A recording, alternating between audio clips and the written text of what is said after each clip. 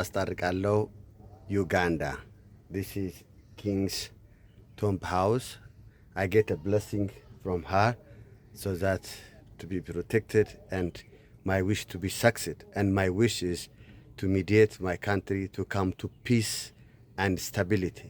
And for that, I say ታርቄ አስታርቃለሁ Uganda from the palace. ታርቄ አስታርቃለሁ Uganda. Peace. Peace. Yes. Peace. Yeah. ታርቄ አስታርቃለሁ ዩጋንዳ። ይሄ የቡጋንዳ በዩጋንዳ ውስጥ ካሉ 56ቱ አንዱ የሆነው የቡጋንዳ ንጉሳውያን መቀበሪያ ስፍራ እንደዚሁም በቡጋንዳ ቤት ማህበረሰብ አንዱ የንጉሶቻቸውን የሚያከብሩበት ስለሆነ ከእናቴ ጋር ታርቄ አስታርቃለሁ። ታርቄ አስታርቃለሁ።